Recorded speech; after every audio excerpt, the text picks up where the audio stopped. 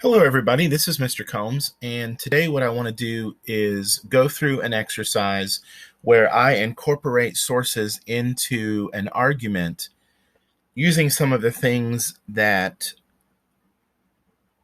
I went over in the Edpuzzle video about incorporating sources. So I have a paragraph here. It's about immigration. Actually, it's about the aspects of American culture and American life that have been influenced by immigrants. And you'll notice in this paragraph that I have sentences that are numbered. And in a separate document, I have some directions for every numbered sentence I need to insert after it one of these sources. Okay, so I have 4 of them to do, and I'm going to go through that. So then after you watch this video, you have another paragraph with another 4 or so sources that you need to incorporate just for practice and just to apply what you have learned in this video and the last one. All right, so I also have up 2 PowerPoint presentations. I have the Incorporating Sources PowerPoint because this will give me information on how to use ellipsis, how to use a quotation that is 40 words or longer, or how to insert those, how to use brackets, etc. And then I also have my APA documentation PowerPoint up just so I can review in-text citations if I need to. Now, usually I have a signal phrase, and then afterwards I have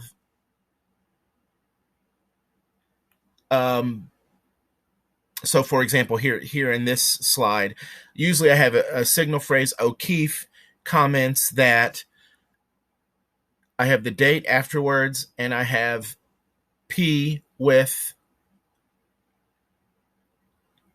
the page number.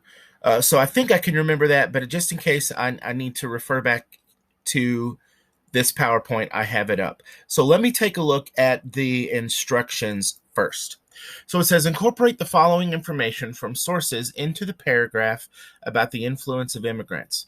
So the first thing that it asks me to do is it asks me to use ellipsis as I quote Maxwell to eliminate non-relevant information. So what I'm going to do is I'm going to take this and I'm going to copy it and I'm going to bring it over to this document just so I can have both pieces of information on the same page. So let's see, I'll paste here. So it says, use ellipsis as I quote Maxwell to eliminate non-relevant information. So Maxwell says 11 of the 50 largest U.S. cities have Spanish names, not including Colorado Springs, which has some English in its name. All 11 of these cities used to be part of Mexico before they were ceded to the U.S. So here in sentence 1, so my statement or my paragraph here begins, the United States of America have always been heavily influenced by immigration. Immigrants have given the United States their languages, their foods, and their customs. So this is my thesis statement, and actually I think I can take these 2 sentences together.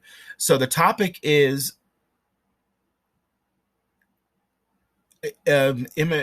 immigrants or aspects of American culture that have been influenced by immigration. My controlling idea is that the immigrants have given the United States languages, foods, and customs. So, for instance, many U.S. city names come from Spanish immigrants. These include Los Angeles, San Diego, and El Paso. So after this, what I want to do, or maybe before, but let's see how it fits here. After this, I might want to say, according to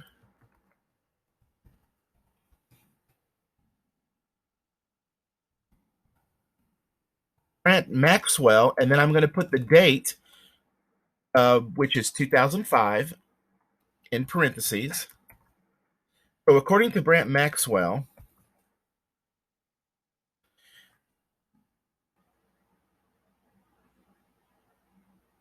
and then here I'm going to say 11 of the 50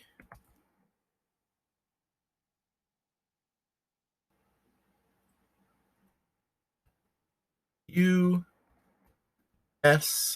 cities have Spanish names, and I don't think that not including Colorado Springs, which has some English in its name,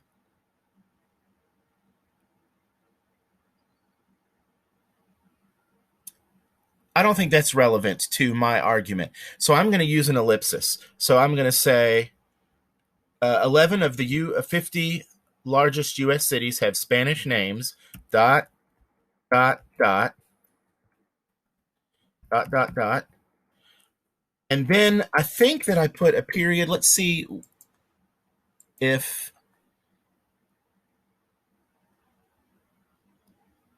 the PowerPoint gives me any direction here. So it says use an ellipsis if you omit material from the quote. You should only omit material.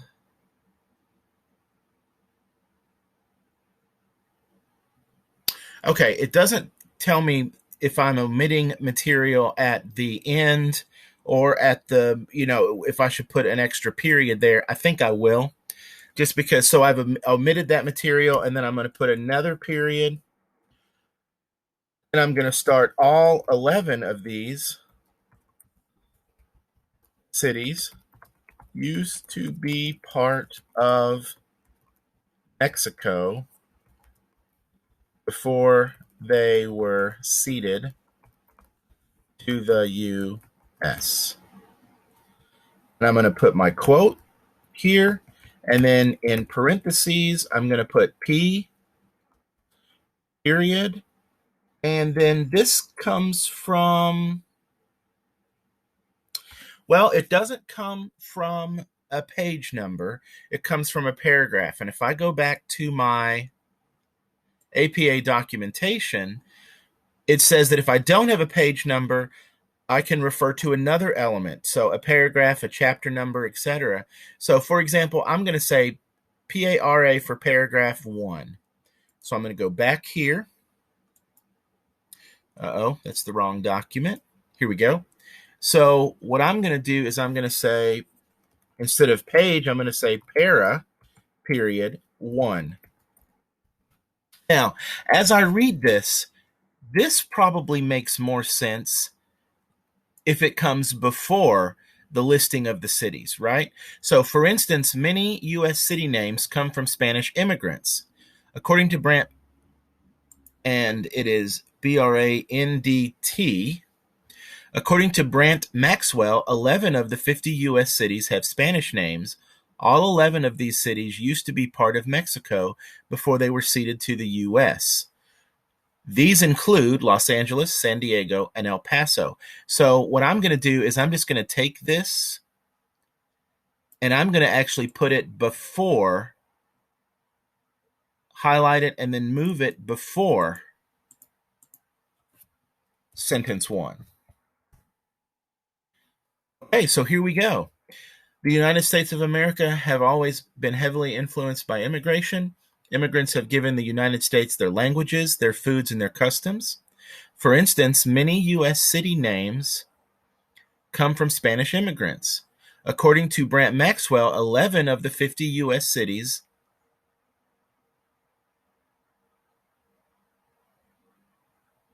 of the 50 largest, I have to put largest in there. So 11, according to Brant Maxwell, 11 of the 50 largest U.S. cities have Spanish names. All 11 of these cities used to be part of Mexico before they were ceded to the U.S. And this is telling me that ceded is, I'm not sure why it was giving me that there was some grammar there or something wrong. I know why this is telling me that it's wrong. It's because I need a space here. 2 spaces. Okay. These include Los Angeles, San Diego, and El Paso. All right, excellent. So I'm going to get rid of this because I've incorporated that, and let's move on to number 2.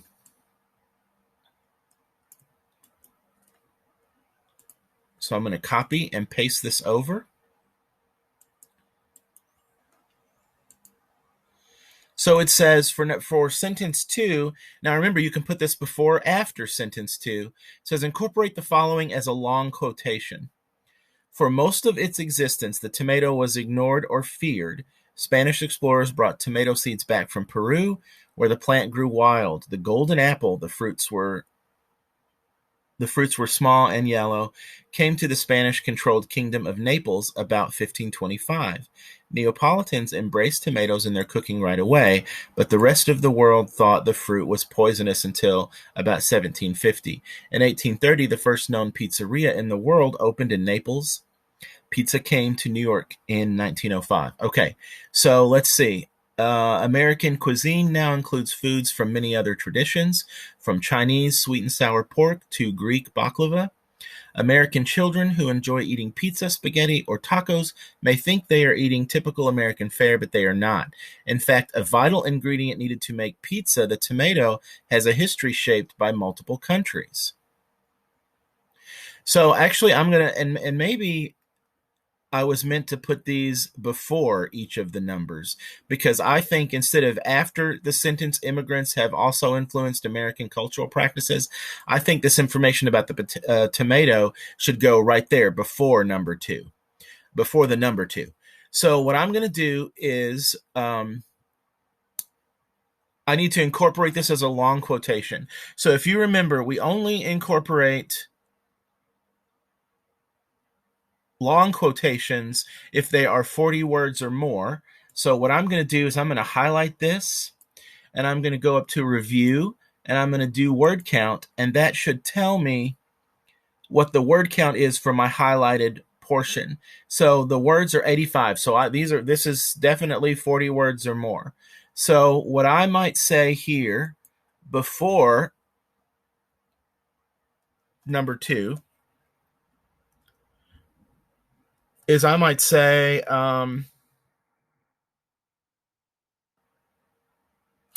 let me see. Let's see how do I want to do this? So I'm going to go back to my incorporating sources, and I'm going to look at some of my verbs here.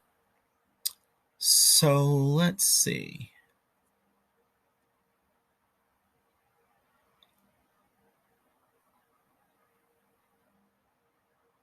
I don't know. I don't really like any of those. Let me see what I might do. And again, there's no right or wrong way to do this. What you're wanting to do is you're wanting to have your argument seem like a conversation between your sources and you. Okay? So this is what I might say. I might say,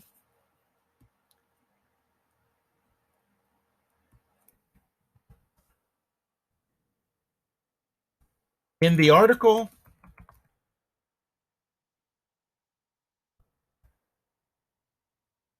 and then I'll say, where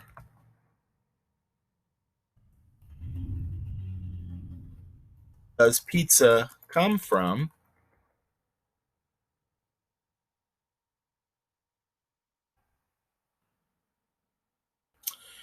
And I can shorten it, maybe. Or, well, maybe I don't want to shorten it.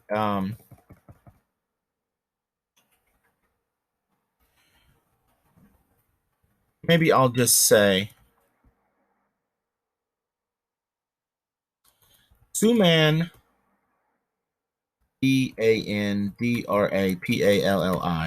Suman Bandrapalli provides the history, provides this history of the tomato.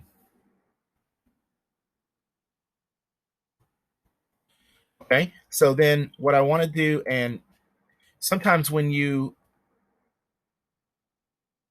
hit enter to go to the next line, it'll put a space in there. So a way to get rid of that is to just go up here to home and to the paragraph, the spacing button, and say remove space after paragraph, and then it won't do that.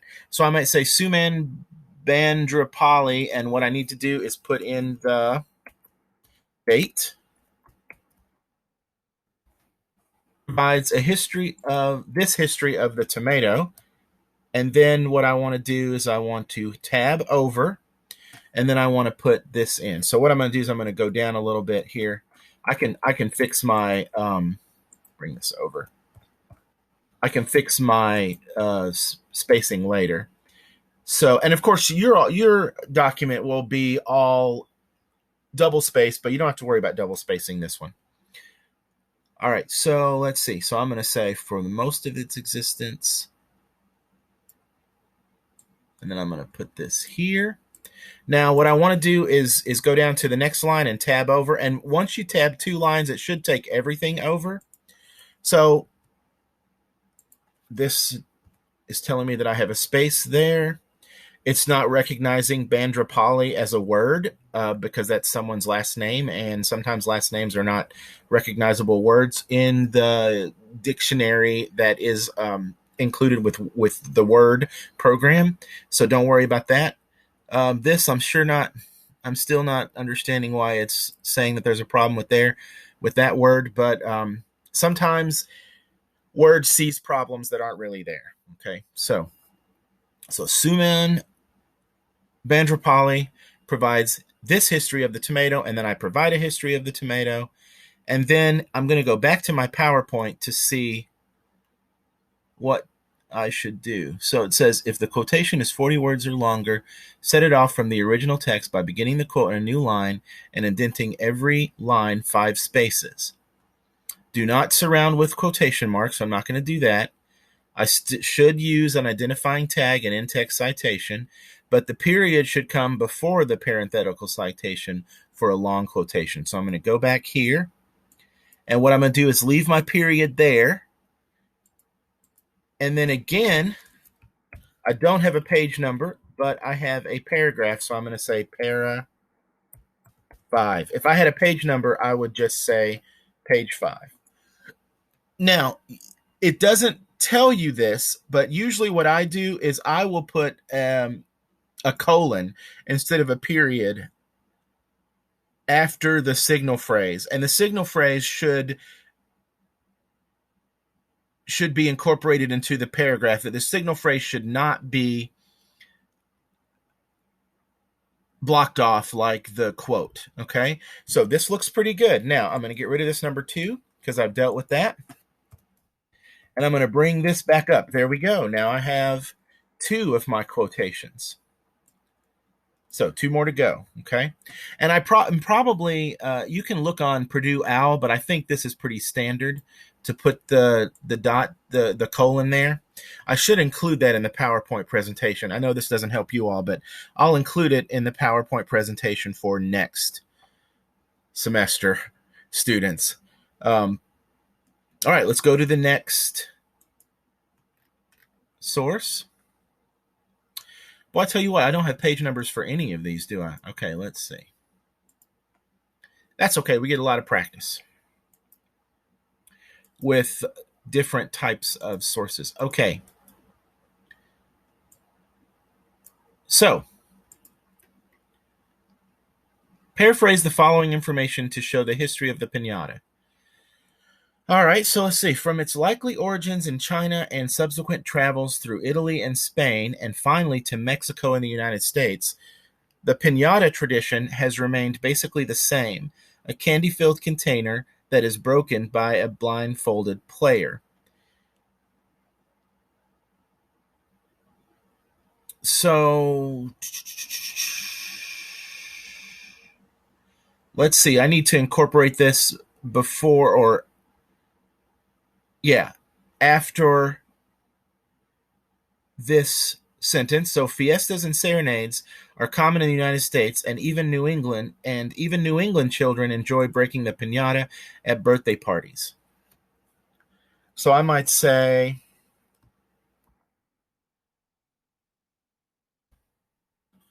just to show maybe that this Oxford Companions are a notable resource that people use.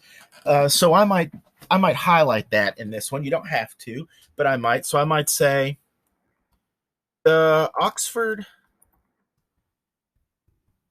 Companion to Sugar and Sweets states,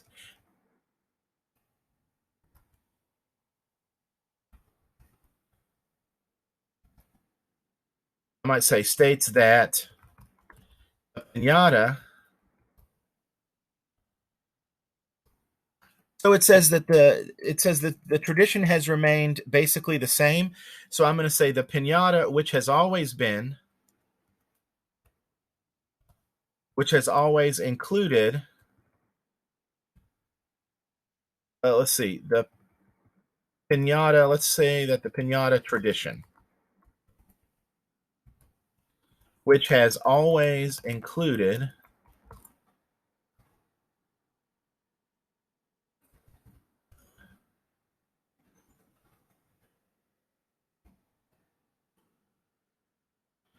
let's see, container. Well, I don't want to use the same words necessarily. You can use the same words here or there, but container is it's a word that is sort of, I don't know, container is sort of a specialized word, or a word that not as commonly used, maybe. I don't know what I'm trying to say here.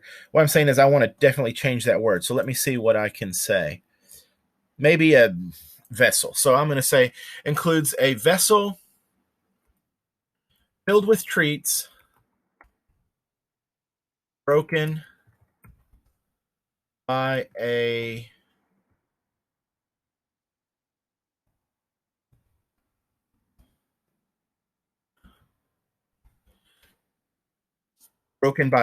blindfolded partier, let's say. That sounds good. So the Oxford Companion to Sugar and Sweets states that the piñata tradition, which has always included a vessel filled with treats broken by a blindfolded partier, or we might say a blindfolded party goer. That sounds a little bit like partier sounds like maybe like a frat party or something, but party goer sounds more like a birthday party participant, maybe. I don't know. And again, there's no really right or wrong language that you can use and way to incorporate these, as long as you use the correct APA format. All right, so the Oxford Companion to Sugar and Sweets states that the piñata tradition, which has always included a vessel filled with treats broken by a blindfolded party goer. And so that's one aspect. It's describing what it is, but then it's also telling us that it originated in China and eventually became a tradition in Mexico, right? So I'm going to say came to the U.S. by way of China,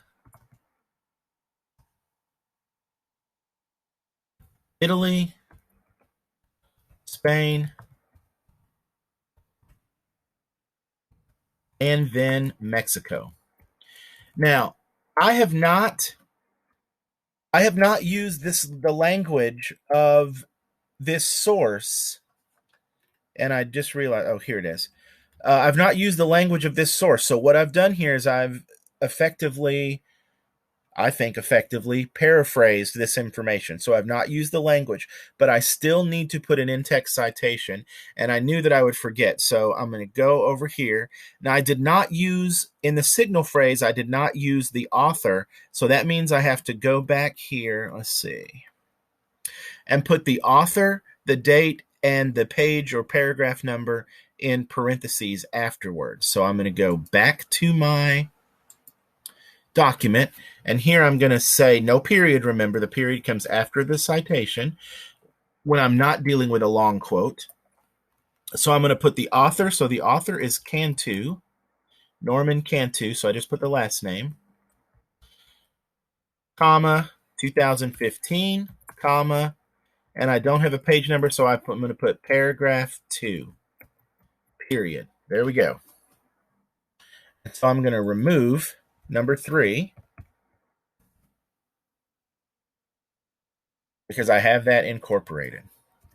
Now, you could put Cantu in the signal phrase instead of saying the Oxford Companion to Sugar and Sweets. And by the way, since this is a book, I'm going to italicize it. Uh-oh, I didn't italicize sweets. What's wrong with me here? Okay, there we go.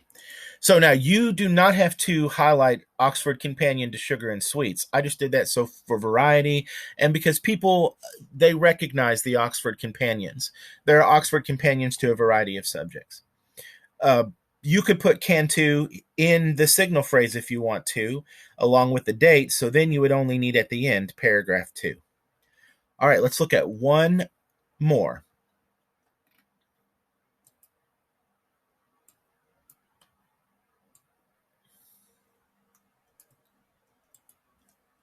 Copy.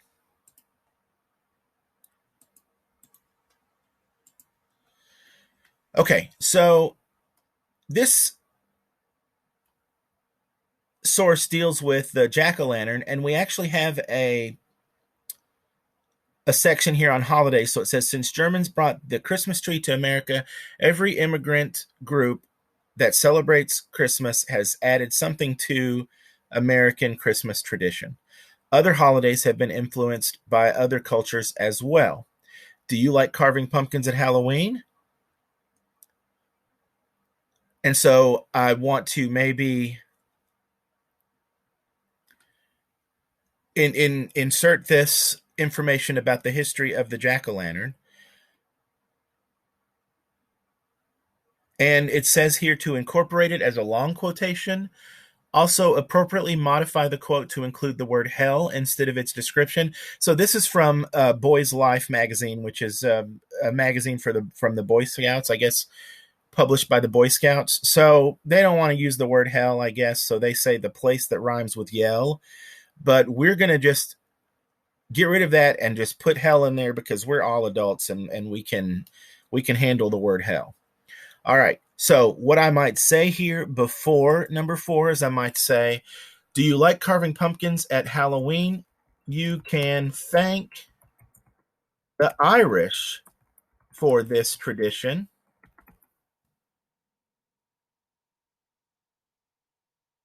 Says W.E. Butterworth.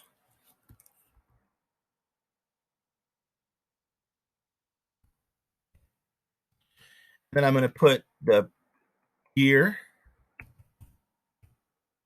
in parentheses.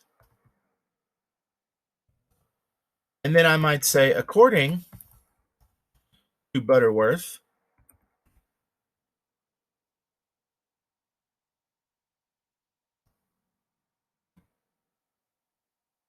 or maybe I might say, I might get rid of that says W.E. Butterworth. So I might just say, do you like carving pumpkins at Halloween? You can thank the Irish for this tradition. According to, and then I might say W.E. You could just leave the last name there. It doesn't matter. In fact, let me just leave the last name. According to Butterworth, and then I'm going to use a block quote. I'm going to tab over and I'm going to insert, first of all, I'm going to make sure this is 40 words. So review, word count, 74 words. So yeah, for sure. This is prime quotation for a block quote. So I'm going to go let's see. Tab 1 over. I'm going to paste tab, and so it tabs it over. And so since this says according to Butterworth and I have according to Irish folklore, what I'm going to do is I'm going to not say according to Butterworth. That sounds a little repetitious. So I'm going to say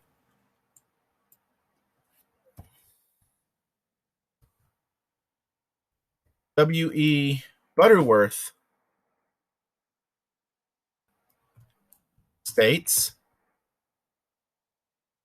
and then I'm going to use that colon there. According to Irish folklore, jack-o'-lanterns came from a guy named Jack who was so bad that neither heaven nor the place that rhymes with Yale. Well, we're going to get rid of this because we can say hell. So I'm going to get rid of this and just replace it with hell. But since it's something that I'm adding, I need to put it in brackets. So according to Irish folklore, jack-o'-lanterns came from a guy named Jack who was so bad that neither heaven nor hell wanted him. So, like the ghosts, Jack wandered, finding his way by the light of a lump of fiery coal he tossed into a hollowed turnip. When Irish immigrants came to the United States during the potato blight of 1845, they brought the jack-o'-lantern custom, replacing the turnips with pumpkins. And so now this is from page 33. So what I need to do is put my in-text citation, P space 33. And I don't need a period because this is a long quotation. Now what I'm going to do is get rid of this. And what I have, let's see here. I hate these little pages that there we go. So what I have now is my argument that I have inserted my quotes into.